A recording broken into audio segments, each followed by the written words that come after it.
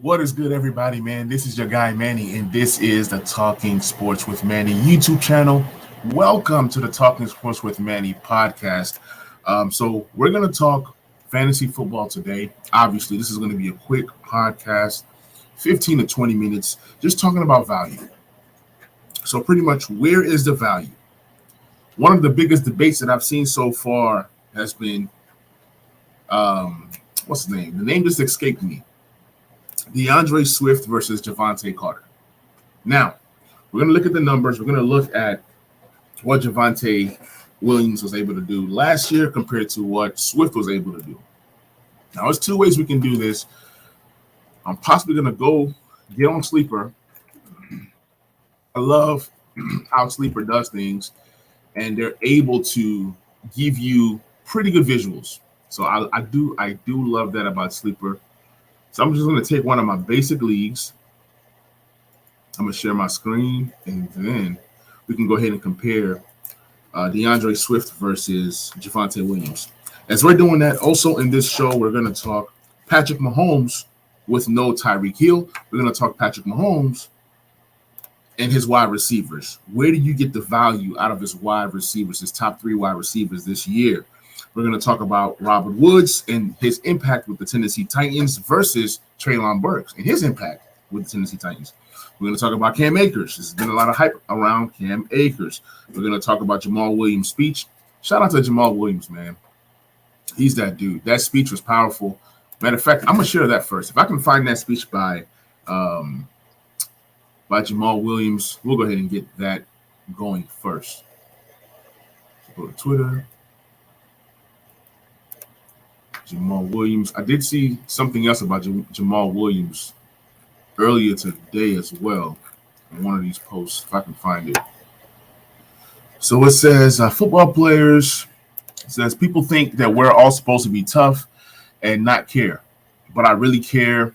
That's what football is. It's to bring us together, make us teammates, make us brothers. And this is pretty much after the speech that Jamal Williams had. I think it was like a few days ago. So I'm gonna try to find this Jamal Williams speech, and I'm gonna share it, man. It's powerful. There shouldn't be anybody clowning Jamal Williams for breaking down and crying. You know what I'm saying? Today is the minimum of effort. Tomorrow we're gonna come back even better. I know we start out slow. I know we got pads on the first day coming back. I know we looking at Coach Crazy, but we gotta believe in him. You know what I mean? He gonna put us in the right position. We just gotta come out here and be dogs.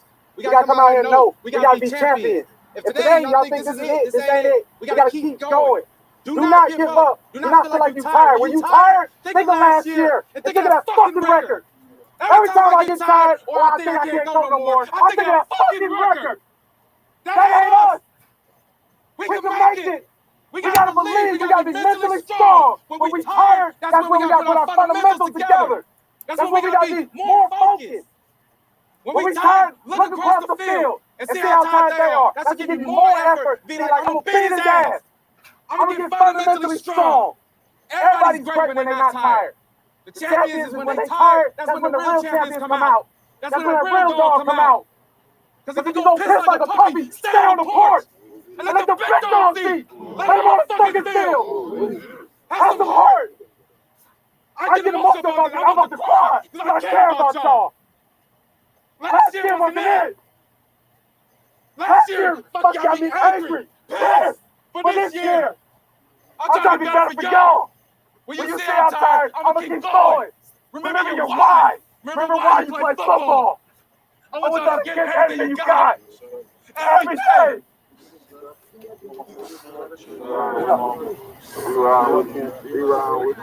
Do your best. Let's go. Lions on 3, 1, 2, 3.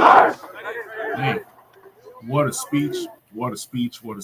I told y'all, man, it was a tearjerker, man. It was a tearjerker because, like Jamal Williams says, man, football players are people, and you have emotions, and you play the game to win. You play the game to bring, it's all about bringing people together. So that's what Jamal Williams was able to express in this speech. Shout out to Jamal Williams. But yeah, I definitely wanted to talk about that before we really got into it with the actual fantasy football. So after that Jamal Williams speech, let's go ahead and get into that DeAndre Swift versus Javonte Williams. And I'm not gonna lie, I said this on a previous show. I did not even get into the Javonte Williams stat line this season. You know, like when you have players and you like your players, you're gonna like your players regardless. Little did I know that Javonte Williams had an exceptional year. He had almost 1,000 yards, and sometimes you don't realize that. You don't realize that. So Javonte Williams was an absolute dog last year. I'm going to share his stats in just a minute. So last year he had 203 attempts, and that's with Melvin Gordon being on the squad, right? 203 attempts. He had 903 yards rushing, 4.45 yards per carry, and 4 touchdowns. Obviously, the 4 touchdowns, you want to see that go up, rushing the ball, right? But he was a receiver as well. I mean, he had 53 targets for 43 receptions. He had 316 yards. And then he also had 3 receiving touchdowns. So combined 7 touchdowns and, well over 1,000 yards from scrimmage. In PPR leagues, he was RB17. And that was something that I overlooked, but I had a lot of Javonte Williams shares. I plugged him into a lot of spots. So when the guy tagged me on Twitter saying, who do you think will have more points this year between Javonte Williams and Swift? Had Melvin Gordon not come back, Javonte Williams is practically a top 12. Top 12 is safe to say. He can possibly possibly be top 7 with this PPR receiving upside, right? But let's look at Melvin Gordon real quick, because I know that Melvin Gordon was able to produce a lot. Now, I'm not saying that, I'm going to combine Melvin Gordon's stats and Javonte Williams' stats together, and that produces one guy. But Melvin Gordon was also a respectable back as well. PPR number 22 in PPR leagues, ranked number 22. The RB22, he had 203 yards attempt, the same amount of attempts as Javonte Williams, but he had 918 yards rushing. He had 8 rushing touchdowns. So I do expect a lot of that goal line work to go to Javonte had Melvin Gordon not come back. Melvin Gordon was also involved in the receiving end, where he had 38 targets for 28 receptions, 213 yards. And then he also had 2 receiving touchdowns, so 10 total touchdowns at the end of the day, because Javonte had more receptions. That was what boosted Javonte to being RB17 compared to Melvin Gordon's RB22. So yes, receptions is key in PPR leagues. We all do know that. Melvin Gordon is still an exceptional running back. A guy that I'm, grabbing on my team as my RB2, RB3 on my squad. So Melvin Gordon did not go away. He came back. So I expect an even split, if not 50-50, then 60-40. But I think both guys eat. So with all that being considered, let's go ahead and look at DeAndre Swift. DeAndre Swift. Let's see what DeAndre Swift was able to do. Sometimes you got to put that little hyphen in the names, I guess. That's not letting me pull it up. Let me just do Swift. Let's see what pops up. Got DeAndre Swift. There we go. See, I was spelling his name totally wrong. So last year, let's look at the history. Yeah, Sleeper is definitely better on the phone than it is on the desktop, but it's all good. Last year, he was ranked RB15. Okay. Now, obviously, DeAndre Swift has no competition. DeAndre Swift also missed what? He missed 4 games. He played 13 games and still ended up as RB15 compared to Javonte's RB17. So yeah, that DeAndre Swift and that Javonte Williams debate, it's tough. But at the same time, with the tons of injuries that they had last year and the lack of receiving weapons, that was what it was able to boost Javonte's targets up. But in terms of running the ball, he had 151 attempts, 617 yards rushing, 5 rushing touchdowns, 78 targets for 62 receptions, 452 yards, and 2 receiving touchdowns. So he also cleared 1,000 yards in scrimmage, just like Javonte and Melvin Gordon. But this is about DeAndre Swift and Javonte Carter. So this is really, really close. If I had to pick between the two, I would think that DeAndre Swift would have more upside, because when you look, Jamal Williams, who we all love, who we just talked about, he did have an impact last year, but it wasn't an impact that can really hurt Swift. I mean, he was RB 43, but if you look at it closely, last year his game log, those first few games where Swift was out, first game 25 fantasy points, 14 fantasy points in week 3, and then he kind of bounced back through the middle in week 12 with 13, and then 13 again in week 17. So Jamal Williams is good. He's good enough to do some things, but he's not good enough to literally, take some work away from Swift. So the battle between DeAndre Swift and Javonte Williams, I'm going to go DeAndre Swift.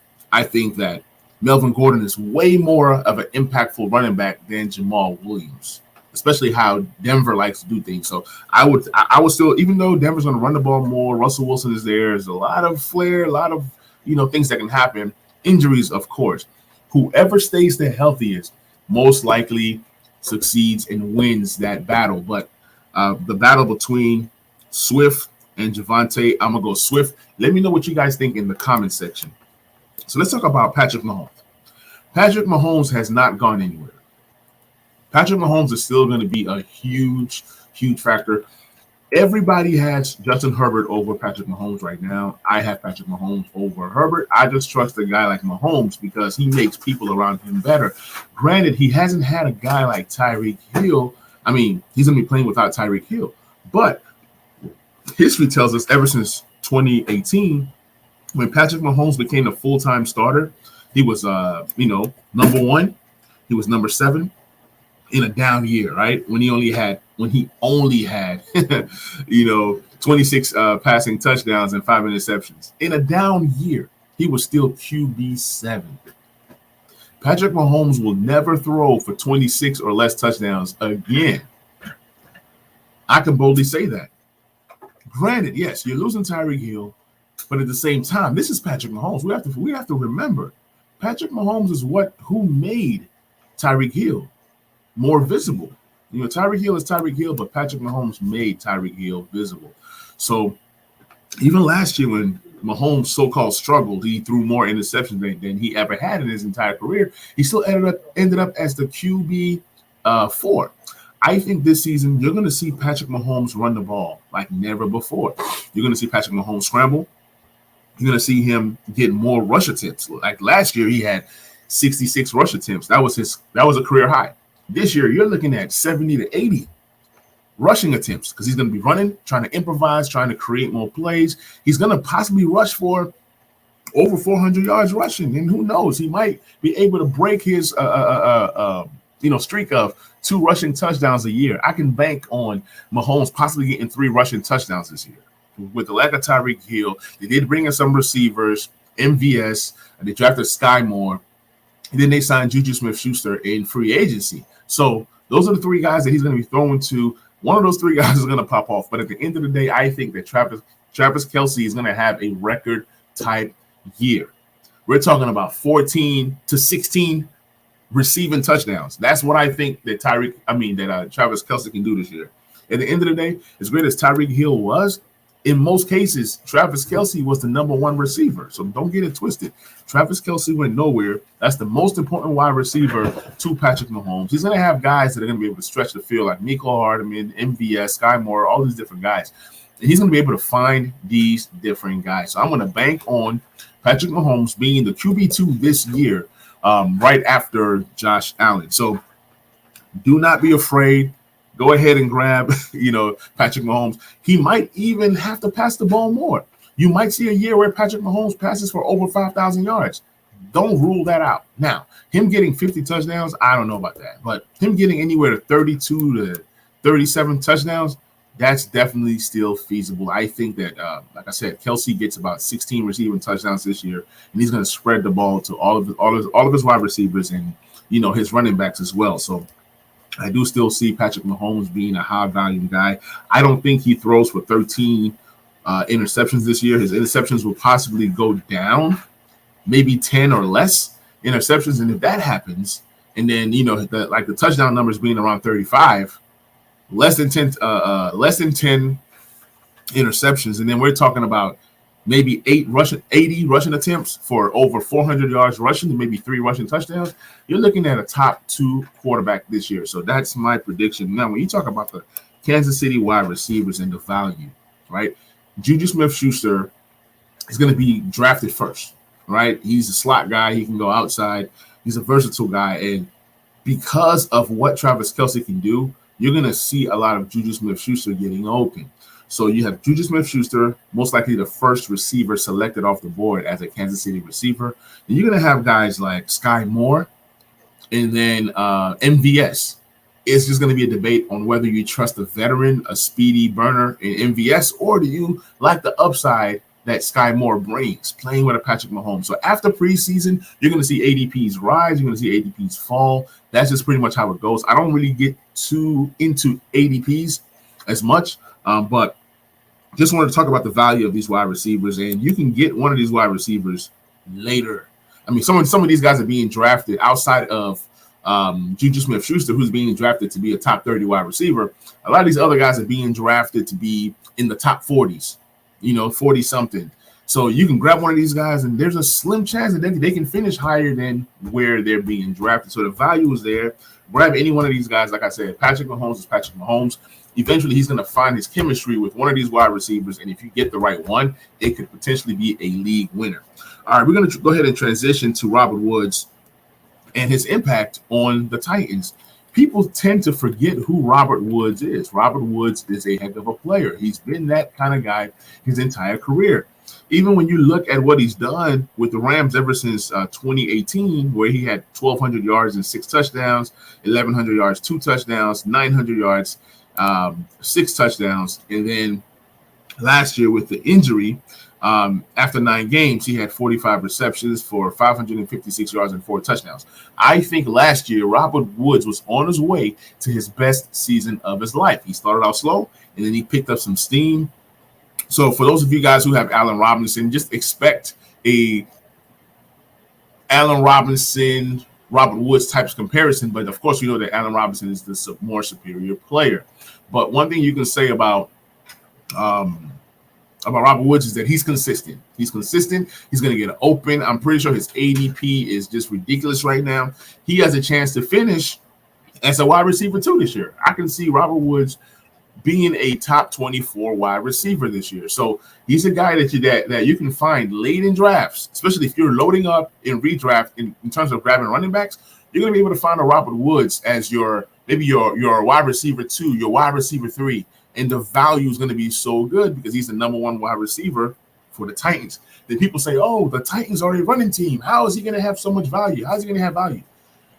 Ryan Tannehill has to throw the ball eventually, right? You brought in Austin Hooper. You brought in Robert Woods. Yes, he's coming off of injury, but if he's healthy, that's a big if. If he's healthy, I definitely love his chances. You look at the team. You have Treylon Burks, who you drafted. He's a rookie. Can he perform at a high level? Can he be that next Jamar Chase? Can he be that next Justin Jefferson? We don't know. I've heard mixed reviews on Treylon Burks, but he's a guy that you can grab in redraft or even, dynasty if you believe in Treylon Burks. I'm not a Treylon Burks guy. I do think he's talented. Now, on the unofficial depth chart, it's Robert Woods number 1, and then Nick Westbrook-Akina number 2, and then I'm hearing that Treylon Burks is number 3. But I'm hearing a lot of rumblings about Kyle Phillips. Kyle Phillips can be a really good wide receiver, slot wide receiver from UCLA. He's 5'11", but from what I'm hearing, like it says, he's getting first-team reps. I live in Nashville, so I'm hearing a lot of rumblings about him. He's definitely manning that slot for them, and we're going to see where things go with Kyle Phillips. But Robert Woods is definitely a valuable player that you can grab late in drafts, and he's going to outplay his ADP. So definitely look to grab Robert Woods in as many places as you can. Now, the ultimate wild card is Cam Akers, right? Cam Akers' value is all over the place. Some people say Cam Akers has a chance to be a top 12 back. Some people say he has a chance to be a high-end RB2. I don't know. I really don't know. He's a wild card. Darrell Henderson is there, but they're saying that he's looking better in the offseason. The only thing with Cam Akers has been the injuries. He had that late surge his rookie year where he had, that great playoff run, the end of the year run, and we was like, man, Cam Akers is going to be somebody. He's only 23 years old. He has a lot of talent. This could be his breakout season if he stays healthy. Cam Akers is going to be a guy that goes late third, early fourth round in redrafts, just because you're not, you don't know what you don't know about Cam Akers. You're going to see guys go ahead and grab more established guys. You're going to see guys grab Josh Jacobs over Cam Akers just because you know who Josh Jacobs is at the end of the day, right? And he's playing on a better offense. But then you have Cam Akers, who's going to be playing on an offense that can score points left and right. But Darrell Henderson is still there. And I'm hearing that the coach feels like he has two starting running backs. So that's where that Cam Akers value is all over the place. But if you get him at the right spot, he can pay dividends for you. Don't overdraft Cam Akers now. Don't go ahead and grab Cam Akers in the, second or early third, thinking that you might get that value. Even though he might play up to that value, but you're not really getting the value there. So with Cam Akers in Dynasty, obviously you go ahead and grab Cam Akers, but in redraft, you really got to watch where you draft him. I think he has a potential to break out this year. Guys like Cam Akers, J.K. Dobbins, Travis Etienne, all these young backs that have been so hurt and so injury prone. Those might be the guys that help you win your league if you draft them in the right spot. So that's my time. Guys, this is your boy Manny. This is the Talking Sports with Manny YouTube channel, Talking Sports with Manny podcast. Please like, please subscribe, please share. Please give me a rating. I'm on Apple, I'm on Spotify, I'm on Google, I'm everywhere. So, guys, I'm going to catch you guys on that next episode, and y'all be blessed. I'm out. Peace.